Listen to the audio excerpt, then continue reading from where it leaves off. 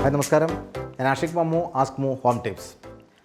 നാം വീടുകൾ നിർമ്മിക്കുമ്പോൾ, അതായത് റൂഫ് കോൺക്രീറ്റ് ചെയ്യുന്ന സമയത്ത് ഇതിൽ ഉപയോഗിക്കുന്ന, അതായത് ഇലക്ട്രിക് ആവശ്യത്തിനിടുന്ന കോൺഡ്യൂട്ട്സിനെ കുറിച്ചാണ് എനിക്ക് പറയാനുള്ളത്.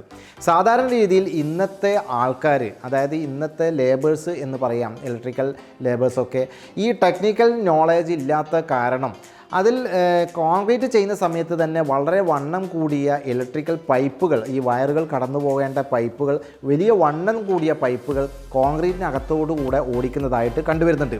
ഇത് തീർച്ചയായിട്ടും നമുക്ക് ഭാവിയിൽ കോൺക്രീറ്റിന് ക്രാക്കുകൾ പ്രത്യക്ഷപ്പെടാനും ലീക്കിനുള്ള സാധ്യതകളൊക്കെ കൂടുവാനുള്ള, PVC പൈപ്പുകളൊക്കെ ആകുമ്പോൾ കൂടുതലായിട്ടും ഇതിന് ലീക്കുകളൊക്കെ പ്രത്യക്ഷപ്പെടുവാനുള്ള സാധ്യത കൂടുതലാണ്.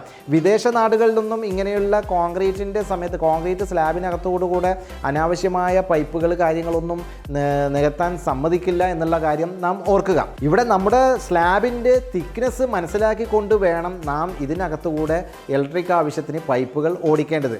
പ്രധാനമായും ഇവിടെ റൂഫ് കോൺക്രീറ്റ് ഒക്കെ ചെയ്യുന്ന സമയത്ത് 4 ഇഞ്ച് 5 ഇഞ്ച് മാത്രമേ ഇതിൻ്റെ തിക്നെസ് നാം കൊടുക്കാറുള്ളൂ. അതുകൊണ്ട് തന്നെ വലിയ വലിപ്പമുള്ള പൈപ്പുകളൊന്നും കോൺക്രീറ്റിനകത്തുകൂടെ ഓടിക്കാൻ പാടില്ല എന്നുള്ള കാര്യം മനസ്സിലാക്കുക. മാക്സിമം 1/2 ഇഞ്ച് വലിപ്പത്തിലുള്ള പൈപ്പുകൾ, അതും ഒരു ഫാൻ തൂക്കുന്നതിന് ആവശ്യമായ പൈപ്പ് മാത്രം കോൺക്രീറ്റിനകത്ത് ഓടിക്കുവാൻ വേണ്ടി ശ്രദ്ധിക്കുക എന്നുള്ള കാര്യം ഓർമ്മപ്പെടുത്തുന്നു. Thank you.